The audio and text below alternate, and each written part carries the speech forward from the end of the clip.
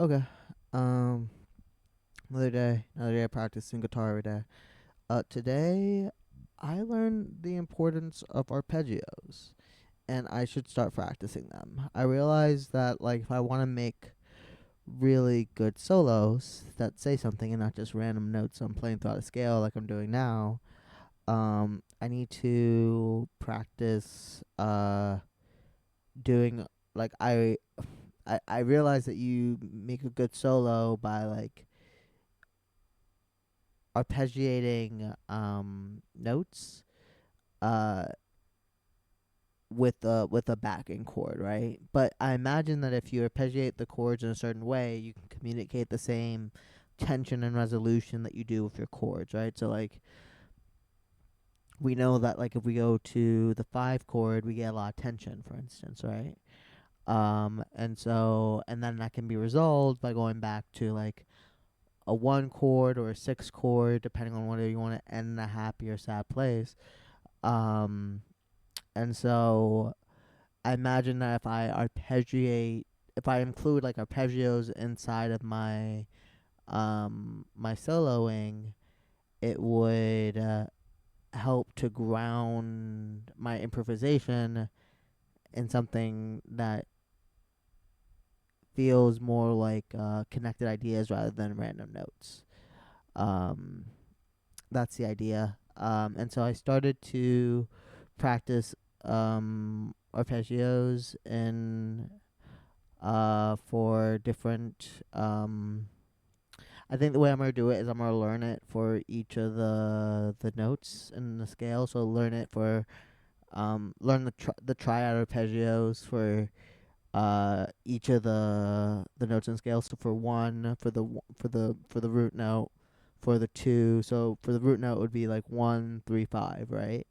And I've noticed as I've been playing around with it that there looks like there's like two patterns that like make like little triangles that you can do that will essentially give you that 1 3 5. And I imagine there'll be something else for the two, there'll be something else for the 3 4 5 and 6, and I imagine it's also going to be different once I go to the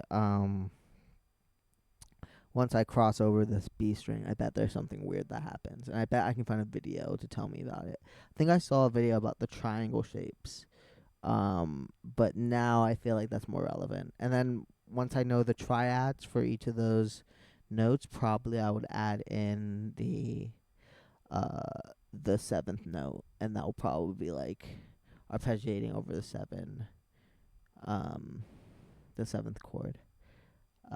That's kind of the idea. Um, yeah, and I imagine there's a different triangle shape. Honestly, it might not even be.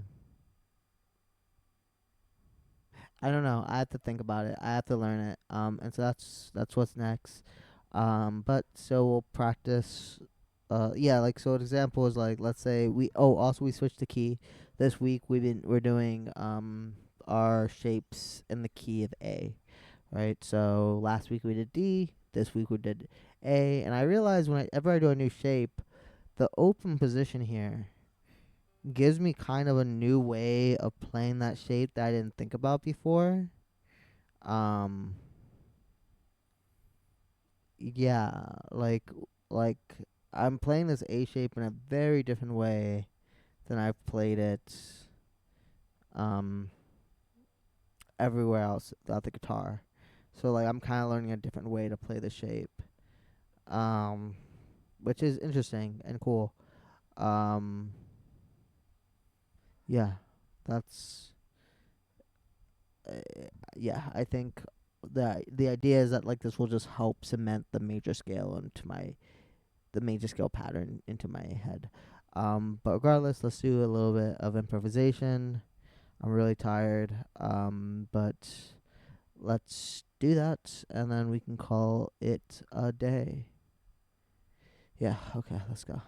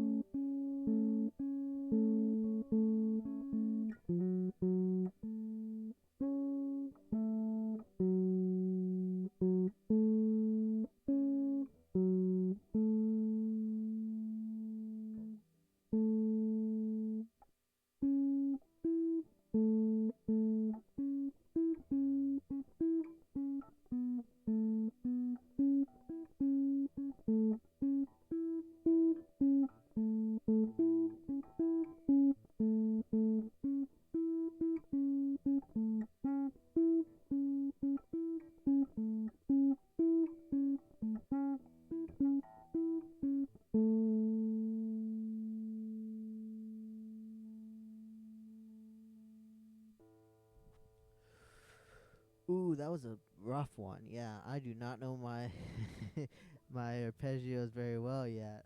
Obviously, but that's kind of what I was, you know, playing with. Like just doing that arpeggio around the root. Um, let me. Sorry. You probably. Yeah. Now I can hear myself. You definitely couldn't hear me. What I was saying is that was a little rough. Um, sorry about that. I definitely need more practice with those arpeggios. But we'll get better. Uh, yeah. I think we had it a few times where we were doing bum bum bum bum bum bum bum bum bum. Like I feel like we almost had it there. But we definitely need practice with doing those, and so we'll keep practicing. Yeah, and that's I feel like yet another way to break out of the pentatonic boxes. Like you have those those box shapes kind of things. But then you also have like your chord arpeggios, which have the same shape, and I feel like that can help you get out of the boxes too, which I'm realizing, because like that triangle shape, I know I'm gonna have my 1, I'm gonna have my 2, and then I'm gonna have my 3, right? So it's like it's a 1, like let's say wherever my 1 was. So here was my 1. So my 1 was here, right? I know I'm gonna have my 2 right here, and I'm gonna have my 3 right here, and then I'm gonna have my 5 right there. So that little shape there, I know that. It's kind of like my the little box I learned, but using it for like an arpeggio. That little triangle is yet another way of like thinking about the um where it is. Yeah, and I think yeah, these are all just I'm getting, I don't feel like I'm memorizing fretboard. I feel like I'm getting more and more different maps of the fretboard.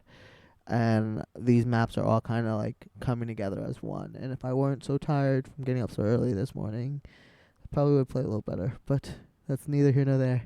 I'll catch you guys tomorrow. Goodbye.